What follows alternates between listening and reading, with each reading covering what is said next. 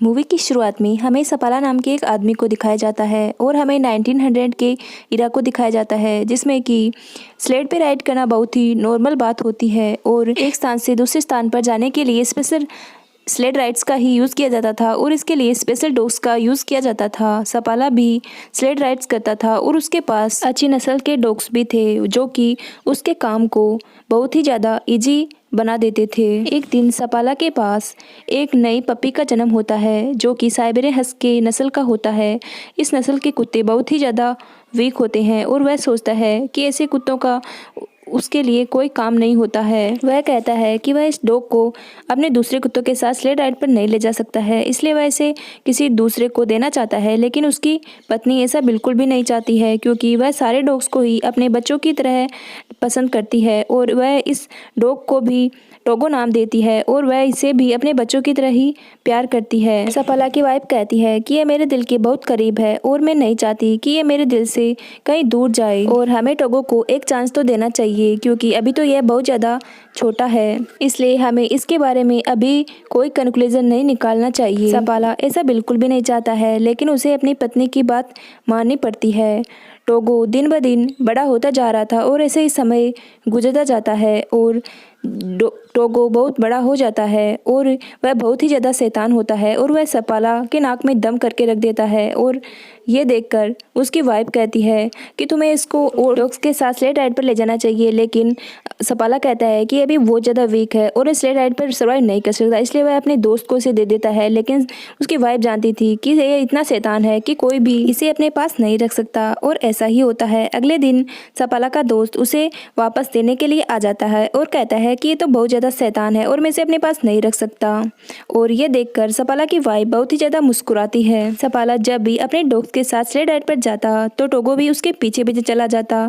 हालांकि वह उसे फ्रेंड्स के पीछे भी बांध के जाता लेकिन फिर भी वह ज़मीन को खोदकर उसके पीछे आ जाता है और वह सभी डॉग्स के साथ मस्ती करता है जिससे उसकी प्रैक्टिस खराब हो जाती है जो कि वह अपने डॉग्स के साथ हमेशा किया करता था। टोगो बहुत ज़्यादा शैतान होता है और इससे सपाला भी परेशान हो जाता है। एक दिन तो टोगो पानी में ही गिर जाता है। अब सपाला जब भी आता है तो टोगो को एक रूम में बंद करके आता है लेकिन टोगो वहीं से भी कैसे कैसे करके वहाँ से निकल जाता है। एक दिन सपाला अपनी फीमेल फ्रेंड को भी कन्विंस करता है कि वो टोगो को अपने पास रख ले, लेकिन वह फ्रेंड जो है वह बहुत ज़्यादा स्ट्रिक्ट होती है और वह कहती है कि टोगो को एक रूम में ही रहना पड़ेगा। लेकिन इससे सपाला को क्या ही मसला था, वह टोगो को वहाँ पे छोड़ के जाने लगता है। लेकिन टोगो जो है वो रूम की खिड़की को तोड़ के वापस नीचे आ जाता है और वह सपाला के पास आ जाता है और सपाला ये देख के बहुत ही ज़्यादा परेशान हो जाता है और वह देखता है कि सपाला के चोट भी लगी है जिससे कि उसमें खून आ रहा था, इसलिए वह टोगो को राइड पर बैठाने की कोशिश करता है। लेकिन टोगो जो होता है वो राइड पे नहीं बैठता है और वह और डॉग्स के साथ भागना चाहता है, इसलिए वह उसे और डॉग्स के साथ राइड पे बांध देता है। अब टोगो भी और डॉग्स के साथ भागने लगता है और कुछ दूरी पे जाने के बाद सपाला देखता है कि टोगो जो है वह बहुत ही एनर्जेटिक है और वह बाकी डॉग्स के बजाय बहुत ही स्पीड से दौड़ता है, इसलिए सपाला टोगो को पीछे वाले पोजीशन से हटाकर सबसे आगे की पोजीशन दे देता है और वह देखता है कि वह बहुत ज़्यादा स्पीड से भाग रहा है और वह घर आके अपनी वाइफ को बताता है कि टोगो जो है वह बहुत ही एनर्जेटिक है और वह बाकी डॉग्स की बजाय बहुत ही स्पीड से दौड़ता है और वह टोगो को देखकर बहुत ज़्यादा खुश होता है और उसकी वाइफ भी टोगो को देख के बहुत ज़्यादा खुश होती है। और अब ऐसे ही सपाला आगे भी टोगो की वजह से बहुत सारी स्लेड राइड्स को जीतता है और ऐसे ही आहिस्ता आहिस्ता टोगो और सपाला दोनों ही बहुत ज़्यादा फेमस हो जाते हैं और ऐसे ही करते करते 12 साल गुजर जाते हैं और टोगो अब बूढ़ा हो चुका था। और जब सपाला अपनी राइड से वापस शहर आता है तो उसको पता चलता है कि इस शहर में बहुत ही बड़ी बीमारी फैल गई है जिसका नाम डिप्थेरिया है और ये बच्चों को अफेक्ट कर रही है और ये बच्चों को इतना ज़्यादा अफेक्ट कर रही है कि बच्चों की जान भी जा रही है। और इसी वजह से मेयर जो है वो एक मीटिंग बुलाता है और इस मीटिंग में सपाला भी जाता है। मेयर बताता है कि इस बीमारी का एक एंटीडोट भी बना है, लेकिन वह एंटीडोट यहाँ से 600 किलोमीटर दूर नेवाडा में है और वहाँ जाना बहुत ही ज़्यादा खतरनाक है क्योंकि एक बहुत बड़ा तूफान भी आने वाला है। मेयर इसके बारे में सपाला से भी पूछता है। तब सपाला बताता है कि जब वह सफ़र से लौट रहा था तो बाकी कुत्ते और टोगो भी बहुत ज़्यादा घबराया हुआ था, जबकि इतने सालों में यह पहली बार था जब टोगो घबराया हुआ था, तो हमें भी घबराना चाहिए। अब सपाला जब वापस घर लौटने लगता है तो एक डॉक्टर उससे लिफ्ट मांगता है और वह डॉक्टर को हॉस्पिटल छोड़ता है और वह हॉस्पिटल में देखता है कि वहाँ पे बहुत ज़्यादा बच्चे इस बीमारी से अफेक्टेड थे और बहुत ही बच्चों की जान भी जा रही थी। इसलिए वह इसके बारे में सोचता है और वह घर आके अपने वाइफ को बताता है कि मैं यह दवा लेने के लिए ज़रूर जाऊँगा। और सपाला कहता है कि मैं टोगो को भी अपने साथ ले जाना चाहता हूँ, लेकिन उसकी वाइफ कहती है कि तुम जानते हो कि टोगो 12 साल का हो चुका है और तुम्ही ने तो कहा था कि वह अब इतने वीक हो गया है और इतना तूफान भी आने वाला है, इसलिए टोगो वहाँ पे नहीं जा सकता। तो वह कहता है कि लेकिन मैं टोगो के बिना नहीं जाना चाहता। सपाला की वाइफ कहती है कि मौसम बिल्कुल भी अच्छा नहीं है और मैं नहीं चाहती कि तुम अपनी पूरी ज़िंदगी ऐसे ही गुजार दो कि तुम्हारी वजह से टोगो की मौत हुई है। लेकिन फिर भी सुबह होते ही सपाला टोगो को लेके अपनी वाइफ को गुड बाय बोल के सफ़र के लिए निकल जाता है और सपाला अपने कुत्तों को आगे बढ़ने के लिए कहता है और तूफान भी आगे बढ़ रहा था और सपाला को कुछ भी नजर नहीं आ रहा था और टोगो सबसे आगे था और सपाला अपने सारे डॉग्स को आगे बढ़ने के लिए कहता है क्योंकि उन्हें नेवाडा से मेडिसिन लेके वापस भी लौटना था और वे अब एक बहुत ही ज़्यादा ढलान वाली जगह पर थे। लेकिन टोगो आगे जाके रुक जाता है, लेकिन सपाला जो है उसे कुछ नहीं नजर आ रहा होता है और वह सोच में पड़ जाता है और जब वह उतर के देखता है तो वह देखता है कि आगे बहुत ही बड़ी खाई होती है और आज टोगो ने अपने आप को रोक के सपाला की और उसके सारे डॉग्स की जान बचा ली थी। और सपाला देखता है कि टोगो के पैर में बहुत ज़्यादा चोट लगी है और उससे ज़्यादा खून भी आ रहा है, इसलिए वह पूरे दिन सफ़र करने के बाद एक आउटपोस्ट पे आके रुकते हैं। वहाँ पे उसको एक लेडी डॉक्टर मिलती है जो सपाला को बताती है कि टोगो 12 साल का हो चुका है और यह बहुत ज़्यादा वीक हो चुका है, इसके लिए इतना बड़ा सफ़र तय करना अच्छा नहीं होगा। लेकिन इसके बावजूद भी सपाला जो है वो टोगो को सबसे आगे रख के वापस सफ़र के लिए निकल जाता है। और इधर हमें दिखाया जाता है कि हॉस्पिटल में बच्चों की तबीयत बहुत ही ज़्यादा ख़राब हो रही थी और बहुत बच्चों की जान जा रही होती है और सपाला जो है वह अपने डॉग्स के साथ आगे बढ़ रहा होता है और वह अब एक बहुत ही खतरनाक झील पर पहुंचता है जो कि जमी हुई थी और एक और बहुत ही भयानक तूफान भी आने वाला था। लेकिन यहाँ सपाला बिल्कुल भी नहीं डरता है और अपने डॉग्स को इस बर्फीली लेक पे आगे बढ़ने के लिए कहता है और उसके डॉग आगे बढ़ते हैं और बहुत ही तेज गति से इस लेक को भी पार कर जाते हैं जो कि इनके कदमों से भी हिल रही थी। अब पूरा दिन सफ़र करने के बाद ये एक और चेक पोस्ट पे आके रुकते हैं और रेस्ट करते हैं। और अब इधर हमें दिखाया जाता है कि सपाला की वाइफ जो है वो मेयर के पास आती है और मेयर उसे बताता है कि मेडिसिन जो है वो नेवाडा से निकल चुकी है और बीच रास्ते में सपाला को मिल जाएगी। लेकिन सपाला तो अपने शॉर्टकट से सफ़र में आगे बढ़ रहा था, अगर उसे वह मेडिकेशन नहीं मिलता है तो उसका सफ़र और भी ज़्यादा लंबा हो जाएगा। अब हमें दिखाया जाता है कि सपाला एक दिन का पूरा सफ़र तय करने के बाद फिर से एक चेक पोस्ट पे आके रुकता है और टोगो की हालत भी बहुत ज़्यादा ख़राब हो चुकी होती है, लेकिन फिर भी टोगो आगे बढ़ने के लिए तैयार था, वह रुकना नहीं चाहता था और फिर से टोगो लीड कर रहा होता है। अब अगर सपाला को वह मेडिकेशन नहीं मिलता है तो उसके लिए वह सफ़र बहुत ही ज़्यादा लंबा होने वाला है। लेकिन कुछ दूरी पे जाके ही हम देखते हैं कि नेवाडा से मेडिकेशन लाने वाला एक आदमी आ रहा होता है और वह रुकता है और सपाला को आवाज़ भी देता है। लेकिन सपाला जो होता है वह तो अपने ही मदहवास में होता है और उसको उस आदमी की आवाज़ भी नहीं सुनाई देती है क्योंकि उस टाइम बहुत ही तेज़ हवा चल रही होती है। लेकिन टोगो ने कुछ तो सुन लिया था, इसलिए वह रुक जाता है। अब वह आदमी सोचता है कि शायद सपाला ने उसकी आवाज़ नहीं सुनी, इसलिए वह आगे बढ़ने लगता है। लेकिन तभी उसे दिखाई देता है कि सपाला उसकी ओर आ रहा है। अब सपाला के पास वह दवा थी जिसके लिए वह इतनी दूर इतना खतरनाक सफ़र तय करके आया था। अब वे एक चेक पोस्ट पे रुकते हैं और एक रात वहीं पे गुजारते हैं। सपाला को उसका दोस्त बताता है कि टोगो जो है वो बहुत ही ज़्यादा कमज़ोर हो चुका है और इसको आगे सफ़र में ले जाना बहुत ही खतरनाक हो सकता है।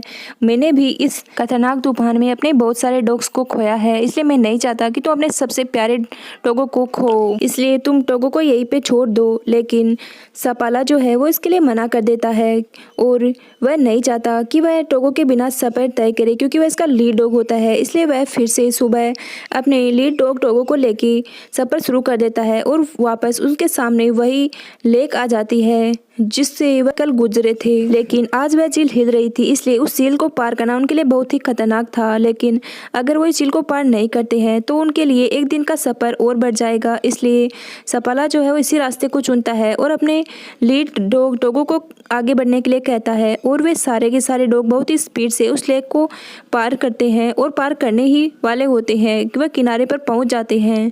लेकिन तभी जिस टुकड़े से वे किनारे पर पहुंच रहे होते हैं वह टुकड़ा किनारे से अलग हो जाता है। अब यहाँ पे सपाला और उसके डॉग्स अगर इस लेक में डूब जाते हैं तो वे यहीं पे मर जाएंगे। इसलिए सपाला जो है वह टोगो को अपनी गोद में उठाकर किनारे पर फेंक देता है और टोगो को इस टुकड़े को किनारे पर खींचने के लिए कहता है। और टोगो जख्मी था लेकिन फिर भी वह बहुत ही जोर से उस टुकड़े को अपनी ओर खींचता है और उन सारे को किनारे पर ले आता है। अब वे उस लेक से निकल चुके थे जहाँ पे वे बहुत ही बुरी तरीके से फंस चुके थे। अब सपाला अपने सारे डॉग्स को बचा के एक चेक पोस्ट पे आके रुकता है। अब इस चेक पोस्ट पे वापस वही लेडी डॉक्टर मिलती है और वह टोगो को देख के उसकी आंखों में आंसू आ जाते हैं और वह सपाला को कहती है कि तुम्हारा टोगो मरने वाला है, क्योंकि उसकी हालत बहुत ही ज़्यादा ख़राब है। और यह सब सुन के सपाला भी बहुत ही ज़्यादा दुखी हो जाता है। लेकिन फिर भी वह यह रात काट के सुबह अपने सफ़र के लिए निकलता है तो टोगो को वह आगे बांधने की बजाय पीछे ला के बांधता है। लेकिन टोगो वापस अपनी पोजीशन पर आके खड़ा हो जाता है तो सपाला समझ जाता है कि टोगो अभी रेस्ट नहीं करना चाहता है और वह लीड करना चाहता है, इसलिए वह उसे आगे ही बांध देता है और अपना सफ़र शुरू करता है। लेकिन कुछ देर बाद ही बहुत ही तेज़ खतरनाक तूफान आ जाता है और अब सपाला को कुछ भी नज़र नहीं आ रहा होता है और उसको रास्ता भी नज़र नहीं आ रहा होता है। इसलिए वह टोगो के पास जाता है और उसे कहता है कि मुझे तो कुछ भी नज़र नहीं आ रहा है और मुझे रास्ता भी नहीं मालूम है, इसलिए अब तुम भी ही हमें आगे की चेक पोस्ट पे ले जाना होगा। अब टोगो आगे बढ़ने लगता है और सपाला जो है वह अपने मुंह को पूरी तरीके से कवर कर लेता है। लेकिन टोगो कुछ दूरी पे जाके ही रुक जाता है क्योंकि वह बहुत ज़्यादा कमज़ोर हो जाता है और वह वहीं पे बैठ जाता है। तो सपाला टोगो को आके कहता है कि तुम्हें उठना ही होगा और हमें आगे बढ़ाना ही होगा, वरना हम ये मेडिसिन कैसे वहाँ पे पुगाएंगे, हमें अपना सफ़र पूरा करना होगा, अब तुम्हें उठना ही होगा। लेकिन टोगो इसका कोई भी रिस्पॉन्स नहीं देता है। सपाला बहुत ज़्यादा खुश था कि उसने उसकी जान बचाई, लेकिन अब वह कोई भी रिस्पॉन्स नहीं दे रहा था। लेकिन कुछ समय पश्चात वहाँ पे एक आदमी लालटेन लेके आता है, यानी कि टोगो ने अपना काम कर दिया था। वे अगले चेक पोस्ट पे पहुंच चुके थे और सपाला ये देख के बहुत ही ज़्यादा खुश हो जाता है और वे एक रात के लिए इसी चेक पोस्ट पे रुकते हैं। यहाँ पे सपाला को एक आदमी मिलता है जिसको उसकी वाइफ ने भेजा था मेडिसिन को लेकर वापस आ जाए, इसलिए वह रात भर यहीं पे रुकते हैं और टोगो की तबीयत भी बहुत ज़्यादा ख़राब हो जाती है। अब जब सुबह होती है सपाला वह मेडिसिन उस आदमी को दे देता है ताकि वह उसे नोम सिटी ले जा सके और वह आदमी मेडिसिन लेके नोम सिटी पहुंच जाता है जहाँ पे हॉस्पिटल में बहुत सारे बच्चे बीमार थे। और जब वह आदमी वहाँ पे पहुँचता है तो वहाँ पे एक रिपोर्टर भी पहुँच जाता है क्योंकि यह खबर न्यूयॉर्क सिटी तक पहुंच चुकी थी कि एक आदमी इतना बड़ा सफ़र तय करके मेडिसिन लेके आ रहा है। इसलिए वह सोचता है कि यह आदमी अपनी टीम के साथ वही होगा, इसलिए वह उसका नाम अपनी न्यूज़ में छाप देता है। और इसे देखकर सपाला की वाइफ बहुत ही डिसअपॉइंटेड होती है। अब कुछ दिन रेस्ट करने के बाद टोगो की तबीयत भी कुछ सुधर जाती है, इसलिए सपाला अपने टोगो और बाकी सारे डॉग्स को लेके नोम सिटी पहुंच जाता है। वहाँ पे सपाला से मिलने के लिए बहुत सारे लोग आते हैं और बहुत बच्चे भी आते हैं जिनकी जान जो है वो आज सपाला की वजह से ही बची थी। वहाँ पे एक बच्ची भी आती है जो टोगो से मिलती है और कि क्या टोगो मरने वाला है, और उसकी यह बात सुन के सपाला अपने घर से बाहर आ जाता है। और जब उसकी वाइफ उसके पीछे आती है तो सपाला कहते हैं कि मेरी वजह से ही आज टोगो की ये हालत है, क्योंकि मैं जानता था कि टोगो अब बहुत ज़्यादा वीक हो चुका है, फिर भी मैं उसे अपने साथ ले गया। लेकिन उसकी वाइफ कहती है कि तुम मुझे बताओ क्या टोगो के अलावा यह कोई काम कर सकता था। लेकिन उस पे सपाला खामोश हो जाता है, क्योंकि वह जानता था कि टोगो के अलावा यह काम कोई भी नहीं कर सकता था। अब फिर से जब सुबह होती है तो सपाला अपने डॉग्स को लेकर स्लेड राइड के लिए निकल जाता है। लेकिन टोगो जो है ये देख के बहुत ही ज़्यादा दुखी हो जाता है कि वह उसके साथ स्लेड राइड पर नहीं जा रहा होता है और वह यहाँ पे नहीं रुकना चाहता है, उसके साथ जाना चाहता है। लेकिन उसको देख के सपाला ये समझ आता है कि टोगो स्लाइड्स खींचना नहीं चाहता है, वह तो उसके साथ वक्त बिताना चाहता है। इसलिए कुछ समय पश्चात टोगो भी बहुत ठीक हो जाता है और सपाला जो है वह टोगो और अपनी वाइफ के साथ एक लंबे सफ़र पे जाता है। अब 2 साल के बाद टोगो के बच्चे भी हो जाते हैं, जिनको एक नया नाम दिया जाता है सपाला साइबेरियन, और 1929 में टोगो की डेथ भी हो जाती है। लेकिन टोगो सपाला की सिटी में बहुत ही ज़्यादा फेमस हो चुका था, इसलिए उसके बच्चों को लेने के लिए दूर दूर से लोग आ रहे थे। और हमें पता चलता है कि डॉग्स ही सबसे वफादार होते हैं।